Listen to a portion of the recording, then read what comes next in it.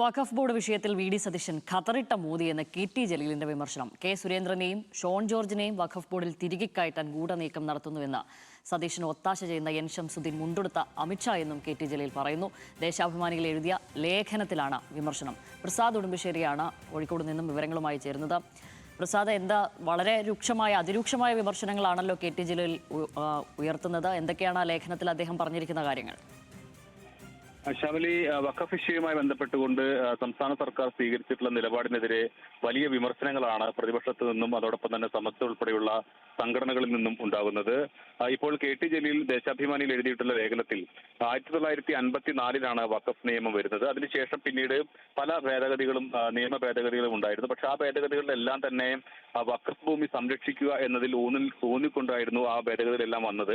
പക്ഷേ കഴിഞ്ഞ ഈ കേന്ദ്ര സർക്കാർ വന്നിട്ടുള്ള നിയമ ഭേദഗതിയിൽ വഖഫ് ഭൂമിയുടെ സംരക്ഷണം ഉറപ്പുവരുത്തുന്ന തരത്തിലല്ല, അതിനകത്ത് ബാഹ്യ ഇടപെടലിന് കൂടി സാധ്യത വരുന്ന തരത്തിലാണ് ആ ഭേദഗതി വന്നിട്ടുള്ളത് എന്നുള്ളതാണ് അദ്ദേഹം ചൂണ്ടിക്കാണിക്കുന്ന പ്രധാനപ്പെട്ട ഒരു വിമർശനം.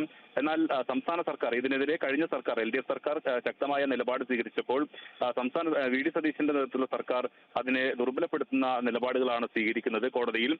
അതുകൊണ്ട് തന്നെയാണ് വി.ഡി. സതീശനെ മുണ്ടെടുത്ത മോദിയായും വി.ഡി. സതീശന്റെ നിലപാടിനെ പിന്തുണയ്ക്കുന്ന എൻ ശംസുദ്ദീനെ മുണ്ടെടുത്ത അമിത്ഷായും കെ.ടി. ജലീൽ വിശേഷിപ്പിച്ചിട്ടുള്ളത്. മറ്റൊരു കാര്യം, ഈ മുസ്ലിം ലീഗിന് ഇതിലുള്ള താല്പര്യം എന്ന് പറയുന്നത് പല വഖഫ് ഭൂമികളും അവരുടെ നേതാക്കൾ, ലീഗിന്റെ നേതാക്കൾ പല സ്ഥാപനങ്ങളുടെയും പേരിൽ ആ ഭൂമി കയ്യേറുകയും പിന്നീട് അത് സ്വന്തമാക്കാൻ ശ്രമിക്കുകയും ചെയ്തിട്ടുണ്ട്. അതുകൊണ്ട് തന്നെ വഖഫ് ഭൂമിയുടെ ഉടമസ്ഥാവകാശത്തിൽ മറ്റൊരു ബാഹ്യ ഇടപെടലിന് സാധ്യതയുള്ള ഈ നിയമത്തെ അതുകൊണ്ടാണ് ലീഗ് അനുകൂലിക്കുന്നത് എന്ന ആരോപണം കൂടി കെ.ടി. ജലീൽ ഉയർത്തുന്നുണ്ട്. എന്തായാലും ശക്തമായ വിമർശനമാണ് ഈ വിഷയത്തിൽ മുഖ്യമന്ത്രിക്കെതിരെയും ശംസുദ്ദീനെതിരെയും കെ.ടി. ജലീൽ ഉയർത്തുന്നത്.